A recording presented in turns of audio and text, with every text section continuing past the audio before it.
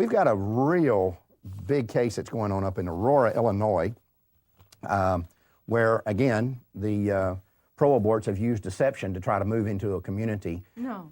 Oh, they wouldn't do such a thing. But I'll tell you what, our friends Joe Scheidler and Pro-Life Action League and all his people are not letting this go unnoticed. And his son is actually the one heading up the campaign against it and doing a spectacular job, Eric. But Eric was not able to be with us today, so we've had to settle for getting Joe Scheidler back on. And so here he is. Joe, how are you, Joe? Pretty good, Mark, all things considered. All things considered. Not that I'm a has-been. No way. Oh, you're the godfather of the pro-life movement. Well, yeah, I sit here and let my henchmen and lieutenants do the work, you know. Yeah. Joe, you know, I mentioned a moment ago, this is our 100th show, and we figured out that you're our most common guest. We've had you on more than anyone else we've ever had. Oh, well, great. Gee, I didn't know that. Yeah, I've watched all your shows, as you know. Oh, listen to that. I take a whole weekend and go through. We won't go into that. Okay. Joe, your son Eric's doing a great job. You guys have really turned the people out up there. What's going on? Well, we found out that a big building they were putting up in Aurora, Illinois, about 40 miles from Chicago, which was supposed to be some kind of a general health spa, turns out to be a Planned Parenthood abortion clinic. And we didn't find that out until the middle of the summer, and so we started protesting over there. We had already closed one abortion clinic, and we thought we were kind of having a celebration, getting the abortionists out of Aurora for about a year. And then this place turns out to be, it's mammoth. It's 22,000 square feet. It is on a huge lot with a large parking lot that you can sneak in the back and one door in front. It's an abortion clinic. It's got bulletproof glass, of course, and reinforced roofing and cameras all over. But somehow nobody knew it was an abortion clinic. When we found out, we got our little group together, about 10 people, and we decided that we would protest it. We'd do everything that needed to be done to keep it from opening. It was too late now to stop the construction, which they can do up in Denver now, where they're planning an abortion clinic. So we couldn't do that. They were putting in the trees, the last touches. So we went started going to the city council meetings, and the first night we were there, we had 124 speakers. Each got 3 minutes. The thing lasted until 1:30 in the morning. I was number 110. But there were a lot of good talks. People had done their homework, and they convinced the mayor and the city council to run an investigation, to get an attorney to look in to see if Planned Parenthood had committed fraud, since they had put in an abortion clinic in a very nice part of town with a lot of condos and shopping centers and so on, and see if it had been fraudulent, if any crime was committed. That was, we thought, a great leap already. But then Eric gets into all the things you have to do, not only organizing people, but he decided on a 40-day, round-the-clock prayer vigil out in front of this abortion mill.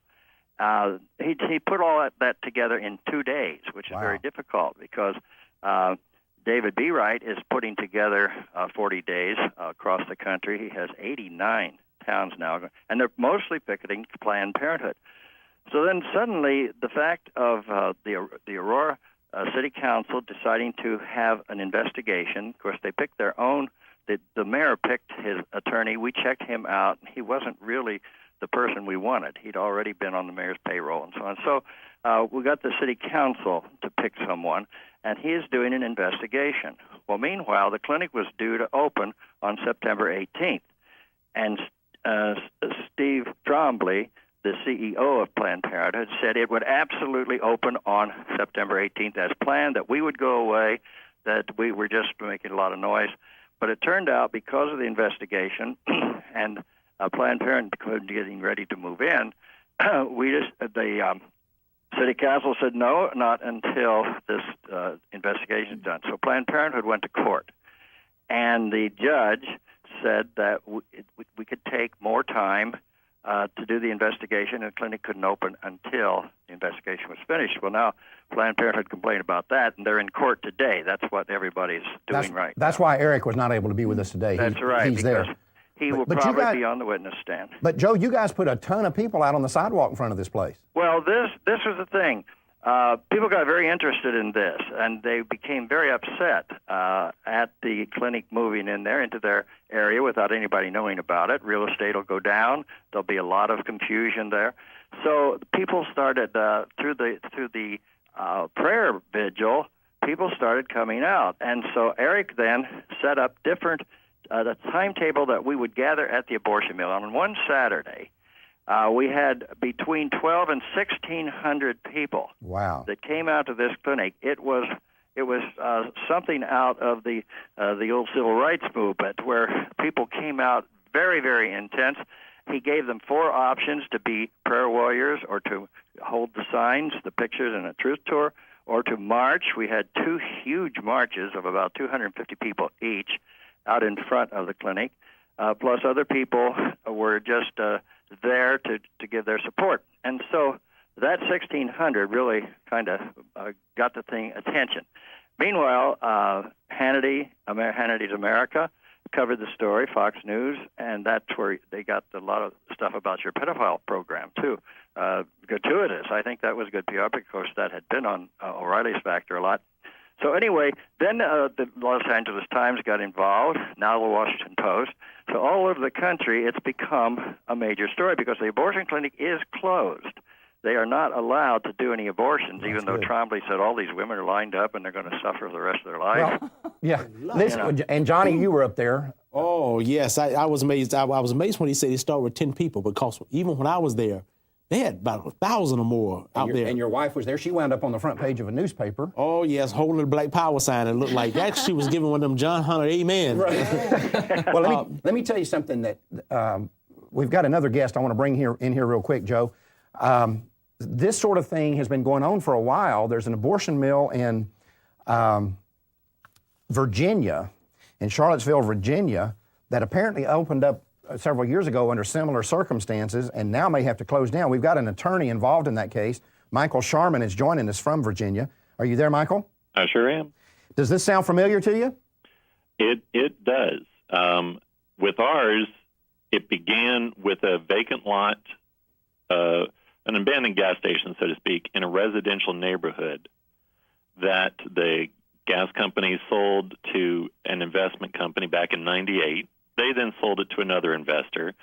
He waited a year and then filed a special use permit for an office building for real estate and insurance. And then he also said, well, since it's residential, I know it has to be in character with the neighborhood. I'm going to put a couple apartments up on top. It'll be real nice. We're in Charlottesville, Thomas Jefferson's place. We'll make it look colonial. It'll be great. And he got approval. Nobody objected. It seemed to be appropriate. He said there'd only be 5 people working there, and that was fine. And we think his application was actually legitimate. His partner died, though, and his plans kind of went by the wayside. He built the building, a very large, nice new building, and then he sold it to an LLC, which allows you to not really know who's owning what. And they sold it a year later to Planned Parenthood. Now, this is after the special use permit. The right to do anything with that property had already been granted.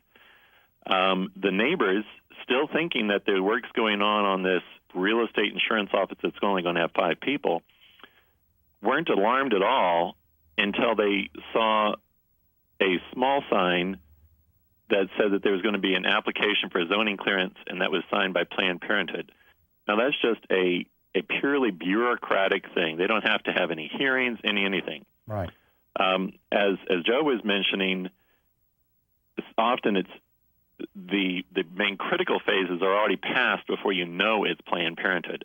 And we brought out a couple hundred people and a number of times to the Board of Supervisors, which is our elected body, to say, look, this isn't the use for which you gave permission. Stop this. Well, we had the wrong political flavor in that group. It wasn't working. The zoning administrator is a supporter of Planned Parenthood, so she would not stop this.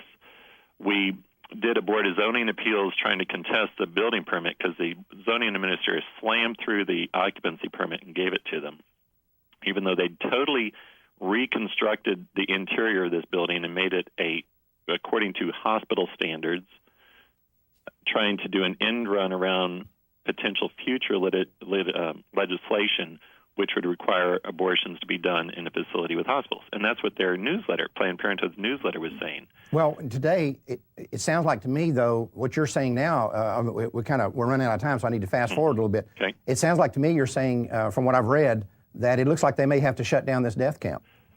Yes, but I want to just absolutely give the Lord all the credit, because we tried all of our political stuff. We tried all of our legal machinations. And actually what happened, we sued them. 2 attorneys were representing Planned Parenthood. Neither answered the suit at the critical stage, which was after a demurrer. We got a default. Okay. With the default, we then got a declaratory judgment, which declared things we said were absolutely true, and now we're asking for an injunction to close them down on that basis. But the Lord did that, not us. We're just sort of walking through the steps and rejoicing. All right. Well, you do your duty, and God provides the results. Half of it is just showing up. Yeah, and not only that, for them not to answer, it means it was probably to their advantage not to answer. A smart lawyer is not going to let a critical part go by. Right. Well, maybe they're not smart lawyers. They really did, though. I mean, they just blew it, and they came into court and said, we blew it. I thought he was going to do it. I thought he was going to do it. We had a lot of different things going on. They answered their initial one. Then we won the demurrer, which is an initial phase. In our state, you have to answer within 21 days after the demurrer, and if you don't, or after the demurrer is overruled, and if you don't, then you're in default. So they had been really litigating hard, doing well.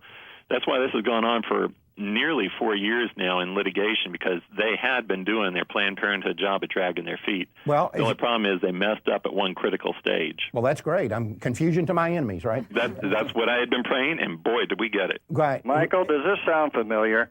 Gemini Office Management LLC. No. That LLC, that office man, that was Planned Parenthood abortion clinic. Right. Ours was Roslyn Ridge Office LLC. Okay. So I have a feeling they probably just. It's one of their gimmicks. Yeah. They are the most deceptive organization in the universe. Well, one thing, we're out of time, but one thing I want to say thanks to both you guys for putting these people on the streets, because I'll guarantee you that makes a difference. Yeah. And the other thing is, people in their local communities, I think, need to get now alarmed. Anytime they see a new building coming up, make sure you know what that building is and check it out, because these people are doing this all over the country. We're seeing it in Colorado. Obviously, it happened in Charlottesville, and I think that Charmin's right. I think that place is going to have to close down if everything you're saying turns out to be the case. They're going to have to shut the thing down, and I don't think the thing's over in Aurora either. It'd be great if they spent millions of dollars in Aurora to build that facility and then could never use it. And Eric Scheidler has done such a good job. It's not just white Catholics out there and things. This is black people out there, Baptist people out there. Good. A whole charade. When I was out there, I was surprised when he said we start with 10 people. Because I saw people out there that was lined up to go around that place. They marched around it. It was great. Joe and Michael, I want to appreciate you. I tell you how much we appreciate what you're doing, and thanks for coming on the show today. Okay, thank you, Mark. Congratulations on your 100th program. Well, thank you, sir. Thanks, both of you.